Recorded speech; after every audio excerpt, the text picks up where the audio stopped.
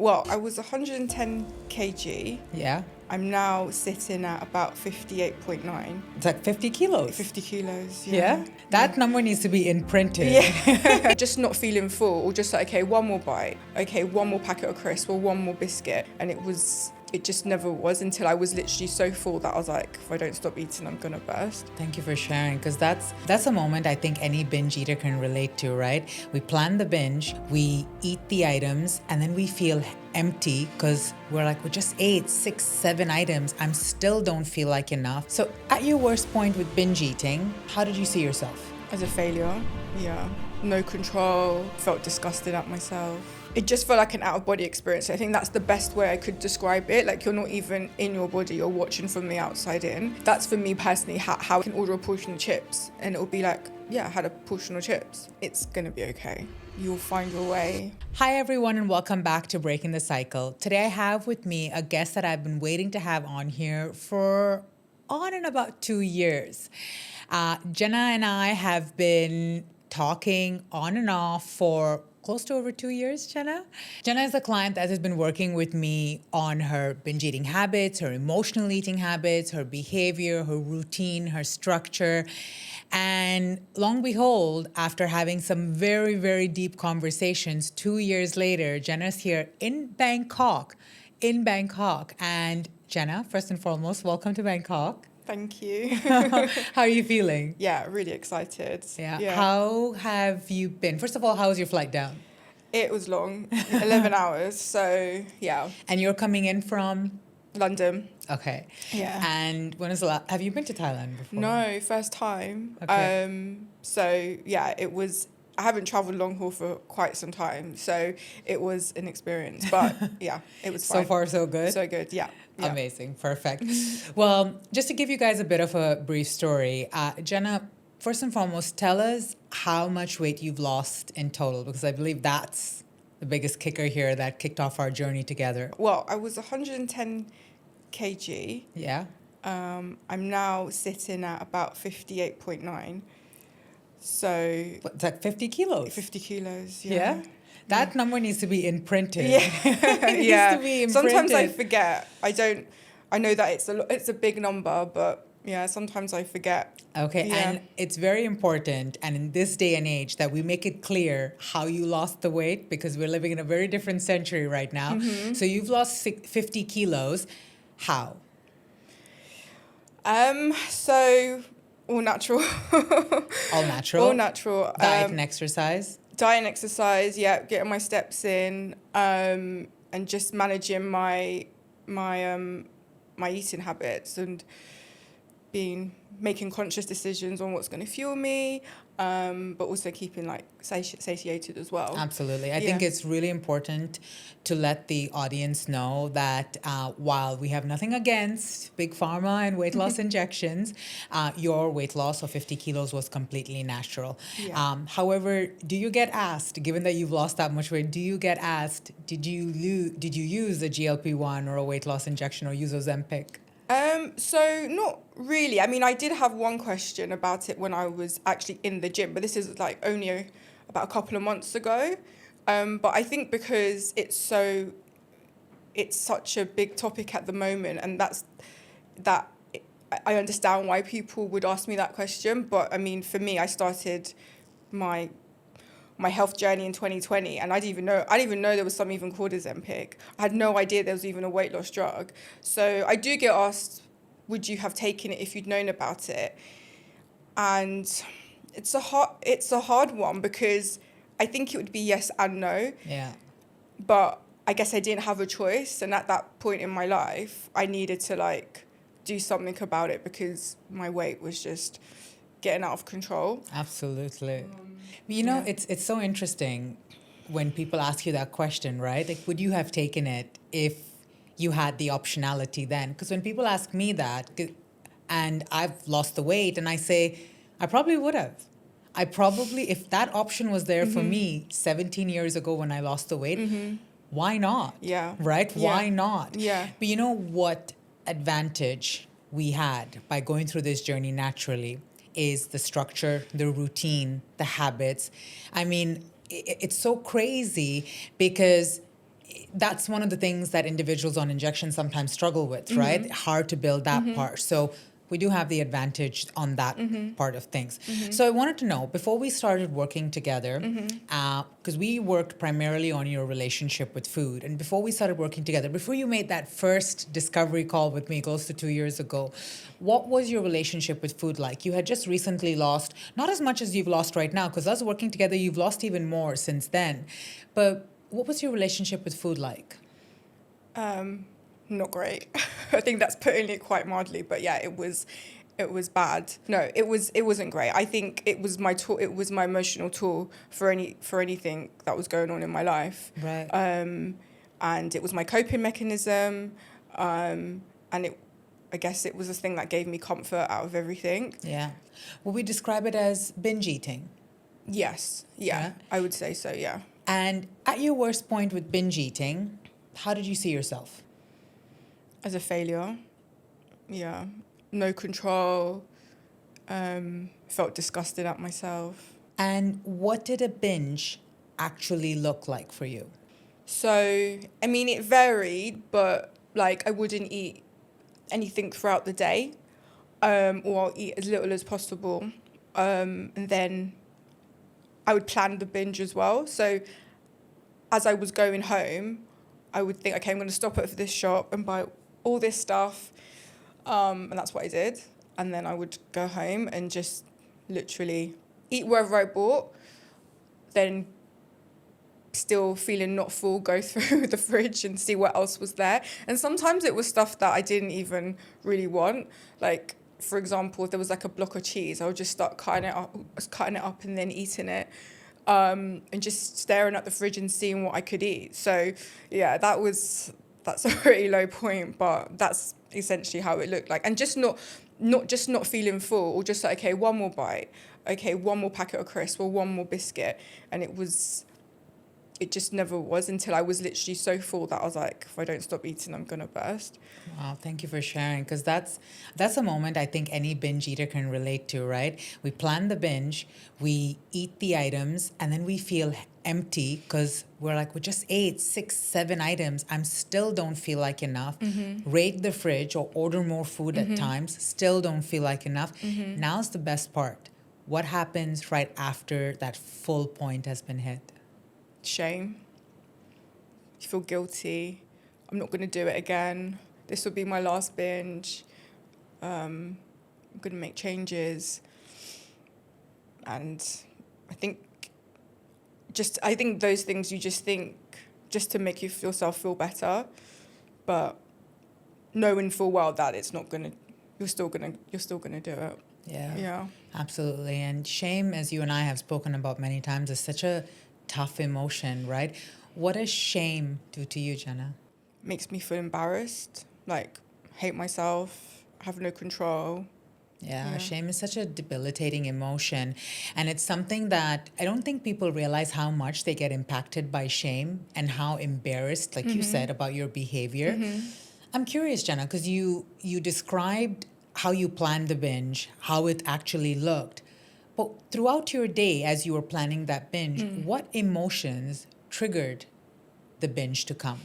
I think, well, at the time, it was my job. It was, I worked in PR, and that's quite an intense job to have. And it wasn't for me. I knew that, I think, very early on, but I guess maybe in my nature, or just I can't give up. I need to keep going through. And then food was my coping mechanism, because it was that impactful on me, my health, and it's the only way I could get a relief from the job. Yeah. So would you say it was a stress from the job? Yes. Yeah. Right? Yeah. And what other emotions would come up that would trigger a binge eating? Let's go way back, right? When the binge eating first started. Because it did start when you were younger. Yeah. Right? These were the early signs. Yeah. So when you were young, what were the emotions that would trigger the binge eating? Not being good enough.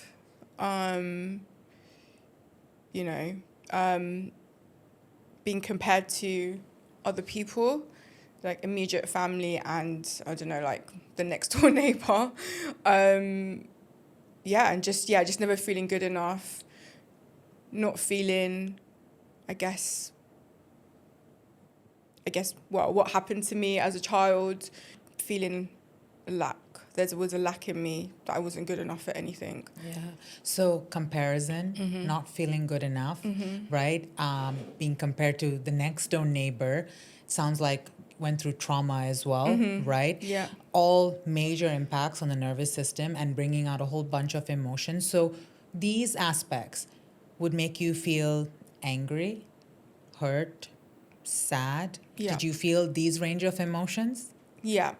And when these emotions came up, what would you tend to do? Could you feel the emotions coming up? I know that we've talked about like I was never like when we talk about anger, or when I didn't really feel angry in that time, but I know we've spoken about anger, I just felt like it was just one emotion.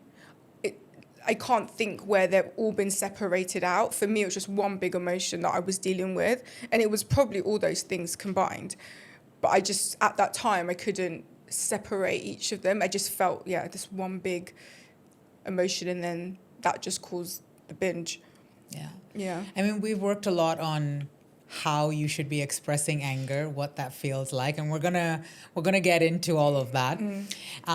So question I have for you is, when the binge eating came up, did you feel like you have a choice, or did it just take over? It took over. And what did that feel like, that control that it had over you? It just felt like an out-of-body experience. I think that's the best way I could describe it. Like, you're not even in your body, you're watching from the outside in. That's for me personally, how it felt. Yeah, it's scary, isn't it? And you're just like, who is this person? You're just, I don't know, it's like an on and off button. You're like on the binge, and then when you're, full and you can't eat anymore, it's off, and you're like, who was just that, like, I don't know, 10 minutes ago eating all that food. Yeah. Yeah. And what did the voice in your head sound like right before a binge? What were some of the things it used to say? It was a mixture of like relief, because I knew that, okay, when I have this binge, there's going to be a relief.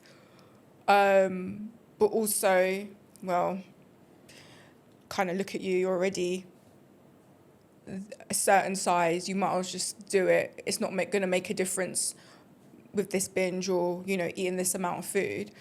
And then, knowing that, feeling guilty as well, but still carrying on doing it anyway. Yeah, absolutely. And so this was at your heaviest. Then you started your weight loss journey. Things started going really well. And then you reached a point where the binge eating came back, and it came back really strong. And at that point, you decided it's time to get some help. What made you reach out to me specifically? What was that breaking point? What was it that said, you know what, I need help, I'm going to reach out to her? What were you looking for? I think at the point I got to, I managed to do all of that without having any therapy or even talking about my binge eating. I think because I was so like, I need to do this now. If I don't do it, I'm going to have all these health implications, things like that. So at that time, I wasn't thinking about it. And then I lost a significant amount of weight at that point, and those binge eating, emotions started to come back. And a lot of it was fear as well, fear of putting the weight back on. I think it was fear when I think about it, the fear of not having dealt with those emotions at a point where I'm a different person physically, maybe not so much like mentally, but I knew that I didn't want to go back there. So I think fear kind of Right. got me. You said something beautiful there. Physically, you had lost all the weight, right? You were smaller, but mentally, did you feel like you were still stuck in the old Jenna's body? 100%, yeah. And what did that feel like? It was like a dissociation. So, okay, yes, I'm in a smaller body, but my mind is still the person who started off at 110 kg. And even that, thinking about that, I don't think my mind could even catch up with how I look. So obviously people started to notice, I started to notice, clothes, photos, whatever. But my brain, my mind was still as the old Jenna and like old patterns. I'm going to ask for some examples there, Jenna, because I believe a lot of people listening to this right now can relate, where they've lost all the weight, but they're still stuck, right? And you and I have done a lot of work around this, and it shows up in different areas of your life, right? Where did you notice it the most? Where you lost the weight?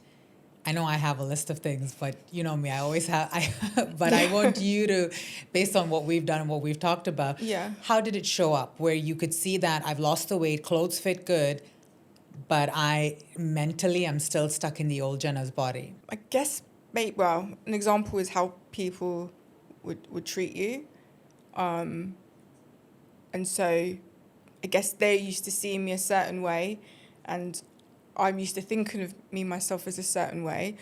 And I don't think many people as well catch up with that. And it felt like I'd done something wrong because, you know, some people started to distance themselves from me, or, you know, I could tell that there was a change. And deep down, I knew that it's probably because I've lost weight.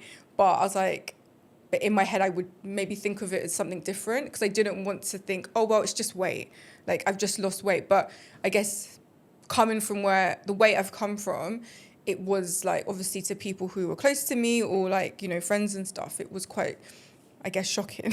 But, you know, yeah, I guess it's how people treated me as well. Yeah. Yeah. And how did you handle compliments? Because I know that was a big one. Yeah, not very well. Give us an example. Like if I had a nice outfit on, if I'm wearing like heels, and someone says, "Oh, you look nice," I'd be like, I'll downplay it. Oh, this is from, I don't know, Primark or something like that. And then I think that's like the universal, like, oh, it's nothing. Maybe I think that's like quite a British thing as well. So yeah, I'd be like, oh yeah, it's just from Primark. Or what about when someone complimented you on your weight loss? Yeah, I think I'd just be like, I would be like, oh yeah, thank you. I wouldn't really acknowledge it. It'll be very much like, oh yeah, thank you. And I'll try and change the subject. Sounds like it had an impact on your confidence level as well. It hadn't built up to where the new body has aligned. Yeah. And I think that's the thing as well. I thought when I lost the weight, automatically I'm going to become confident. And I obviously, as people started to notice and people said things, you realize, oh no, it's nothing to, doesn't automatically give you confidence. That's something you have to work on, and that's something that I know that I have to work on as well, still to this day. But yeah, it doesn't give you an automatic pass on having confidence. I believe that is the biggest mistake individuals make when they lose weight. Yeah. We believe that when we lose weight, there's going to be like this red carpet rolled out and we're going to have like a Victoria's Secret moment with all this confidence. But you and I both know confidence gets built. It gets built with your actions, with repeated actions. And we've always talked about how much confidence you have at the gym. So we're going to talk about all of that as well. What was the biggest fear you had when you decided to start working with me? Putting the weight back on. Just going back to how I was, and I know that that person wasn't a happy person. And to be honest, like the main reason I did it wasn't for aesthetics. It was because for my health. Yeah. You know, like I was having like breathing problems in the sense of I couldn't walk up the stairs without being like totally out of breath. My knees were hurting, my back was hurting, and I wasn't even, you know, I'm not even 40 yet. So, you know, to have those kind of, to know that and to know it's to do with my weight and know that I can do something about it, I just didn't want to go back there. Yeah. And what was the fear you had, or did you have any fears when you decided you're going to start coaching with me? Were there any fears about the coaching process, or what would this look like? Did any of that come up at all? Yeah, I mean, I knew I'd have to go deep, and I think I know why. I binged eat, and, you know, because of my trauma. So I knew that I'd have to open up about that, and there was fear in that as well. I mean, I've talked about stuff with my close friends. I've had, you know, therapy here and there, but not to the extent that I knew it was going to be, especially if I wanted to kind of make a change with my binge eating. And also as well, realizing that it never went anywhere. I just suppressed it through that process of initially losing weight. And hopefully I was like crossing my fingers that it wouldn't come back up. But, you know, when you don't deal with something, it's going to find its way some other way. So I think that was a shock to me as well. And Yeah, so well said. You're so well said. It will always come back up. We've talked about this so many times, right? What are some of the things you learned about your binge eating from our time working together? That it's definitely emotional, and when I feel stressed, that's the first thing that I would go to, because it's an old pattern. It's a relief, and I think from doing the having the therapy with you, learning about different coping mechanisms. When I feel that binge coming on, what has caused that, and how to deal with those emotions. I'm going to use an example Yeah. from one of our calls. I made a note here, and Yeah. it says, Natasha, I wanted to binge so bad. I just wanted sugar. I just wanted sugar. Yeah. I, by the way, haven't heard that statement from you in over a year, right? And I've checked in on your binging many times as we're still uncovering your patterns and behaviors. How did you learn how to manage that? Because those were big moments. They would happen often, at least once a month when you and I initially started working together. How are you handling those moments now? I think doing the box breathing that we speak about, trying to take myself out of maybe that environment that I'm in when I'm feeling that. Some affirmations work sometimes if I feel that or coming on, going for a walk. And do you find that it helps, Jenna, when the binge urge comes up? First and foremost, does the binge urge still come up? No. At all? Not as intense as that statement. Right. It does, it sometimes can creep up, but I think over the last year, I've been able to manage that, new coping mechanisms where it's not just let me go straight for a chocolate or crisps or whatever it is. But that's, I believe, such an important point, and I think everyone here really needs to take note on what Jenna shared, and I've shared this multiple times as well. The binge urge doesn't disappear. And if anyone out there is telling you that it is and it will, Jenna, you can vouch for it right now. I can vouch for it. For years, being an ex-binge eater, I still get binge eating urges. You still get binge eating urges. There's not like it just, we wake up and it disappears. It's still an instinct. Do you feel that happens sometimes in really stressful moments? Yeah, definitely. And it's funny because my mind will go straight to the binge eating first. Yeah.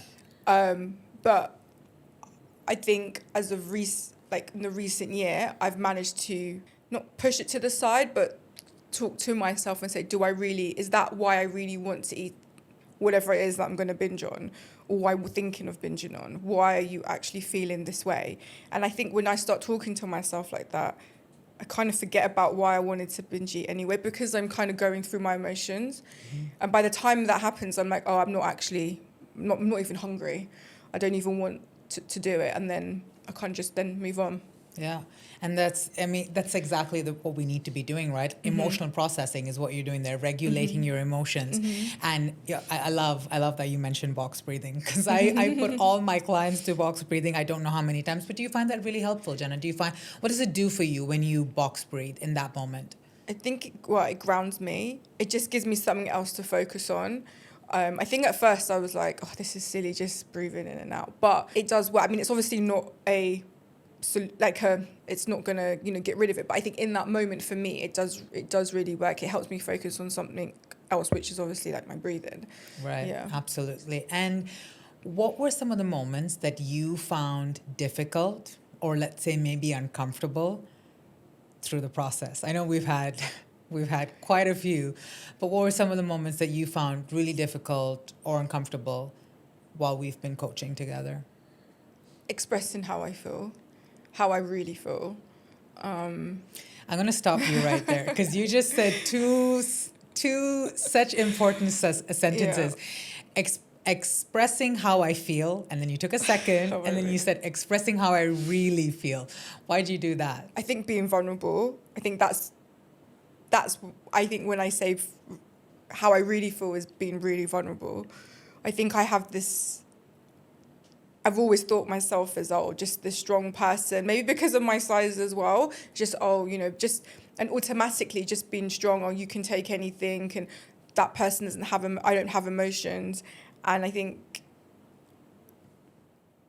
as we do our sessions, I do have a lot of emotions. I think I am quite an emotional person, even though maybe I don't want to admit it to myself, and maybe that's just a sign of I would think it's a sign of weakness, which it's not. But that's how I interpreted it, previously. Yeah, that's very beautifully put. And what would you say about that voice in your head now in comparison to what it was before? That voice that used to push you towards the binge, what is that voice saying now, and what are you telling it instead? That I'm safe. Beautiful. Yeah, I think safe in myself and safe to make right decisions for myself, where I couldn't do that. Well, I felt like I couldn't do that before. And how does it feel to feel safe? It feels good. It feels, yeah, it feels good because I never felt like that before, and it makes me feel secure. Yeah, it's Yeah. beautiful. And your relationship with food, because I know that's the most important part. How would you describe your relationship with food now? A lot better. I mean, 10 times better than where I was before. I think planning my meals now, everything's about what's going to nourish me and what's going to give me energy. Obviously I still have my fun foods and, things like that. And, but I think overall I try to eat as healthy and nourishing food as possible. Yeah. And I learned a lot, and it's taught doing, the calorie counting, the macro counting, whatever you want to call it. I found that has really helped as well. Do you feel like it helps you stay in track? Yeah, and I think doing it for this long, I kind of know what I'm eating anyway, and I tend to have the same meals, which I think also keeps me in check as well, in terms of, okay, I know what I'm going to have for breakfast, I know what I'm going to have for lunch and dinner, and I think the same meals help with that. It's like structure and routine, right? Yeah. There was a point where there was fear of food. Mm-hmm. There was a point in our coaching in the past 2 years where I had to sit you down and say, go and have that burger or have some fun food. There was a distinct fear of fun food that had developed, which is now bypassed, and we've come way beyond that. But what was that, Jenna? If you could describe that, because it seemed like your body was, or in your mind was trying to take another extreme approach, right? Opposite to binge eating. What was that? I think it was fear of going back. Like if I have, it would be a trigger to my binging if I was to have those sort of foods. I think it was just fear that if I eat that meal, I'm going to put all the weight back on. But logically, I know that's not true. Just like, I guess the saying is one good meal doesn't make you slim and one bad meal is not going to make you big. So I know that, and that's so funny because logically I know that, but within myself, I'm just like, oh no, I can't have that. So it's a lot better like now. Like now I don't feel the guilt when I go and have like a meal or, outside. It's just, I'm not just going to go have a meal. And what would you say is your favorite meal now?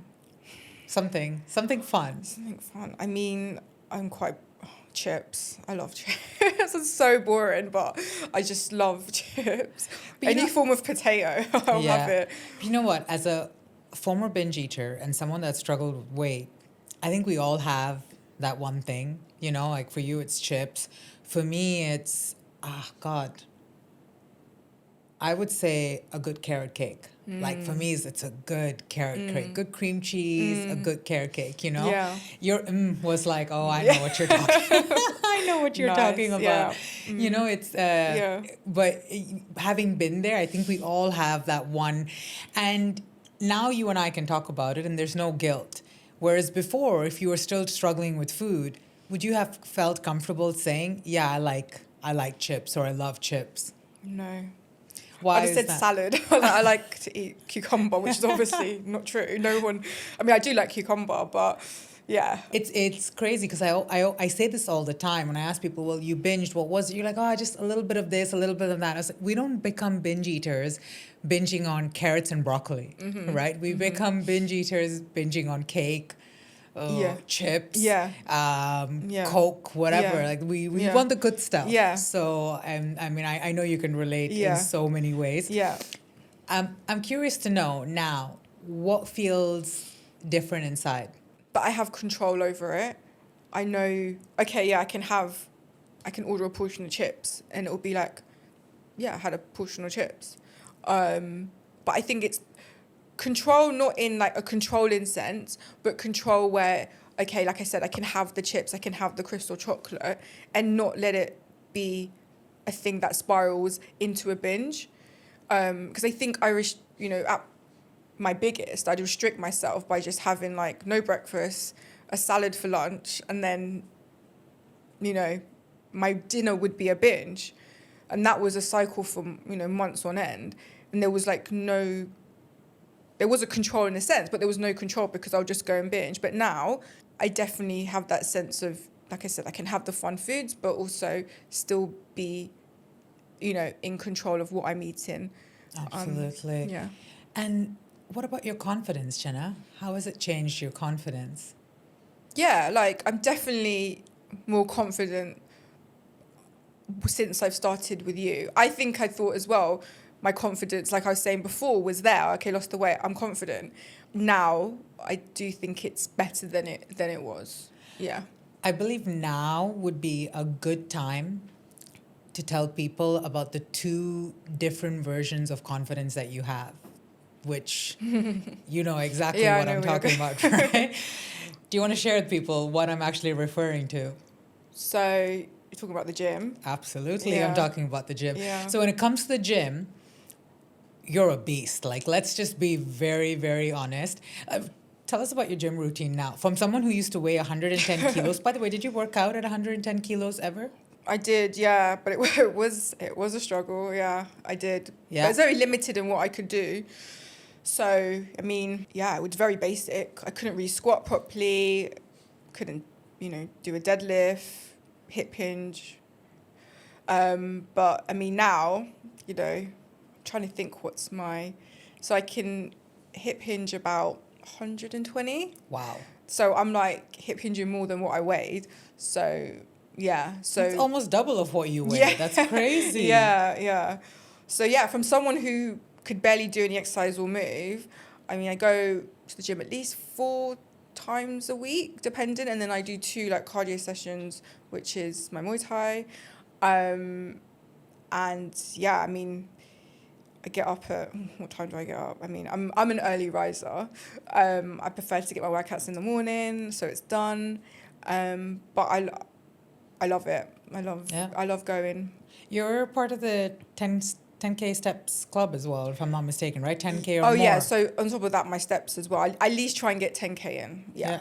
Right. And so this was the most interesting part working with you. How would you describe your confidence at the gym? When you're lifting weights, when you're doing your Muay Thai, when you're doing your steps, when you wake up in the morning to go to the gym, at, what is it, 4:45 or 4:30 that you wake up? So I get up about 4. Yeah, so 4 a.m., right? Yeah. And how would you describe your confidence in that area of your life? And this was a confidence you have even when you met me. Yeah. So how would you describe that? I think it's just there. I don't even think about it. Like, I just know that I know what I'm going to do. I know the exercise I'm going to do. And I don't really think about it. I just do it. And then it's funny, in my personal life, I overthink it.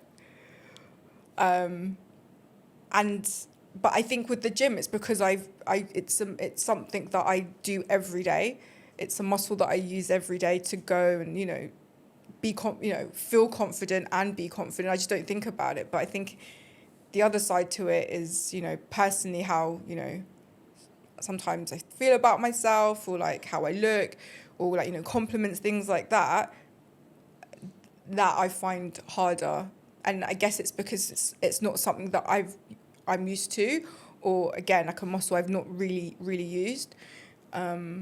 So Yeah. the contrast is is quite funny. Yeah. And do you feel like they're more aligned now, more than before? Yeah. I think I still have work to do on myself, on my self-confidence, but definitely it's, 10 times better than it was before. Yeah. And how do you see yourself now? I guess someone who has structure in their life, is disciplined, I guess happier than I was, in myself, and looking after myself as well, and being my own cheerleader I love as that. well. That's beautiful. Yeah. You know, there are a lot of life. Life has been lifing, let's put it that way, as you and I have been working together. And there are factors of it that, of course, we can't discuss in public, but at the same time, what are aspects of your life that have changed? Because there's so much growth that has happened with you in this 2 years. There's friends that have passed away.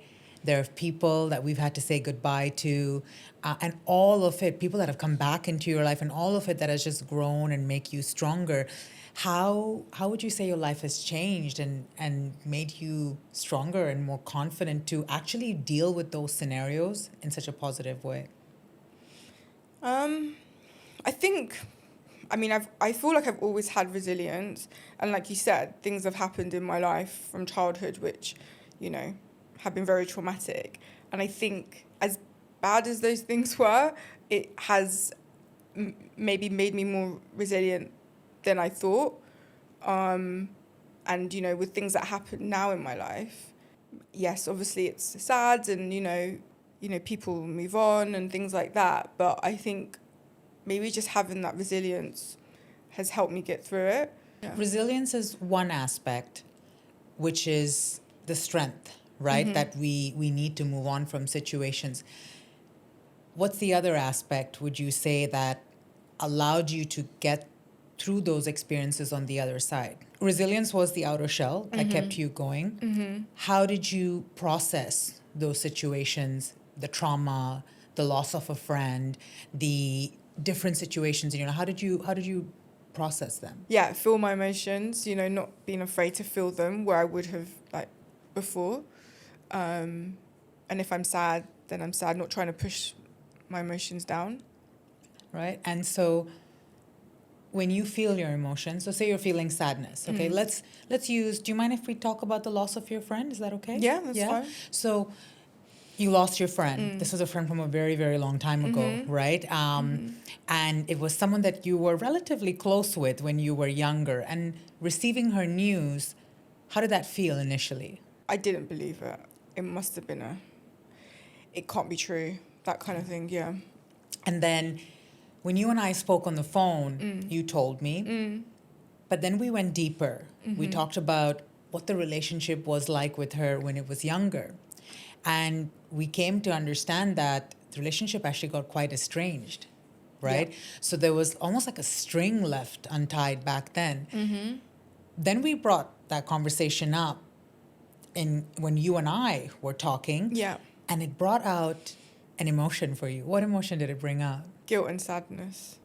Yeah. Yeah. Why guilt? There were signs, when we were friends, but we were only 18, 19, and I think those things weren't even, I'm not that old, but even then people didn't really talk about stuff like that. I think now in this environment people are so open about it, but I think mental health then was still kind of maybe shoved under the carpet a little bit, and I wasn't equipped with it. I didn't know anyone who was on antidepressants or was depressed. She's just a bit sad, or something along those lines. So I think guilty because when in our relationship it just got to a point where I was almost like her mother. Well, not almost, I was almost like a surrogate mother to her, and it was just a lot of pressure for me. She did try and reach out a few times, and I didn't reciprocate. And then you know, when I found out that she passed away, I think that was the guilt. Do you think you'd be holding on to that guilt and sadness after all those years? No, Did you expect that emotion to come up the way it did when we were on our call? no, not at all. Were you surprised? Very, yeah. Yeah. How'd you feel after? Yeah, I've come to terms with it. It's really sad. And I feel sad for her, but I don't feel the guilt anymore. Yeah, it's beautiful. Thank you for sharing that, because I really want people to know and understand how many years ago was that, Jenna? 2009. 2009, right? Yeah. So over 15 years ago. Yeah, Right? we stopped that. And well, so yeah. I really want people to know how long we can store emotions for in our body. Because when you came onto that call with your friend, in regards to your friend, you said, I'm really upset, but I'm not really sure why. Like, we used to be friends such a long time ago, and we really dug into it. And do you believe that that emotion coming out and actually expressing the guilt, the sadness, do you believe it allowed you to process it and say goodbye to her in peace? Yeah, 100%. Yeah.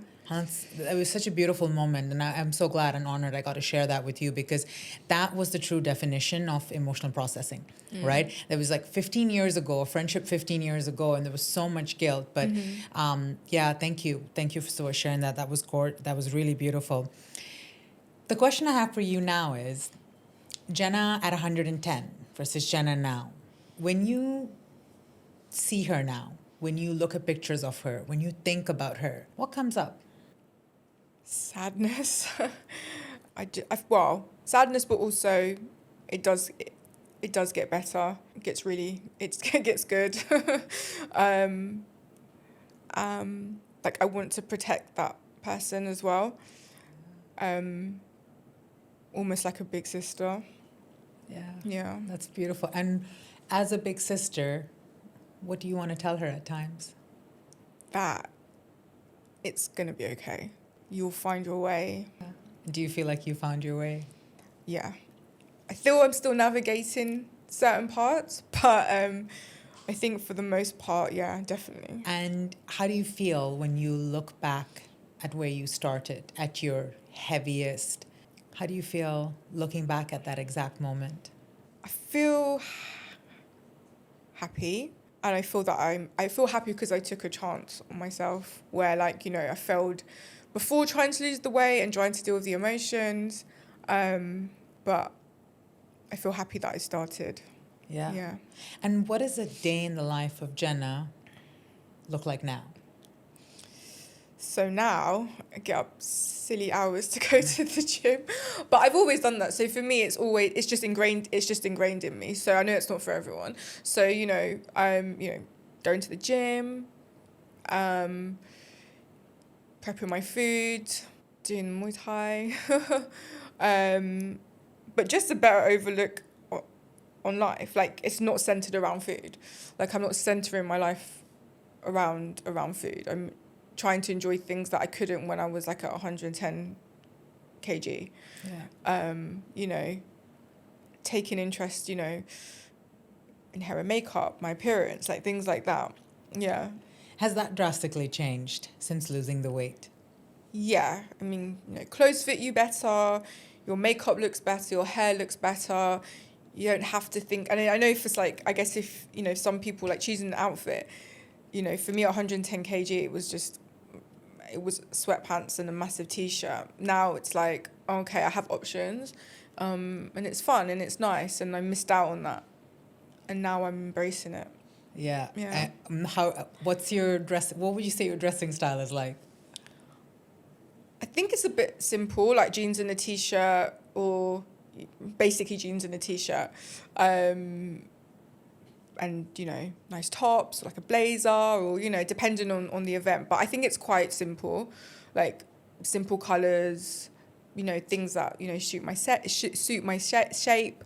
So yeah. That's cool. Yeah. I think jeans is one of those things that people after weight loss really, really appreciate to wear. Did you feel the same way? Oh yeah, 100%. Yeah, It's crazy. Like jeans is the big one. It is, right? Yeah. Did you ever wear jeans when you struggled with before?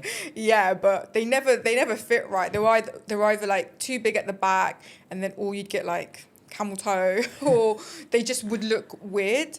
And you could only really wear, I mean, one shape. So, and it Absolutely. just didn't look great.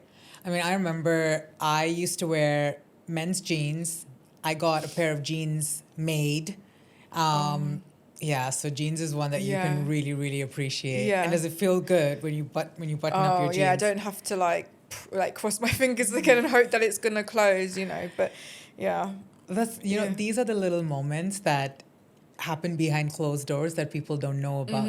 What other moments, Jenna, that you get to experience now in a smaller body, in a more structured, routine, disciplined day, in a more calm mind, in a more regulated nervous system? What are some of the things that you're willing to share that happen behind closed doors that feel like that, wow, I can button my jeans moment? I mean, like walking up the stairs, running for the bus. So now majority of the time, I'll walk up the escalators in the train station and I'm not out of breath. And I just do it to see if I would get out of breath, and I'm not. But, at my heaviest, there is no way I would even have attempted to. I probably would have like passed out. But there's, that's one of the ones that I can think of. Even like, I know it's going to sound really silly, but even like shoes, it was really hard. I mean, I have wide feet anyway, but trying to find shoes and heels and, things like that was impossible.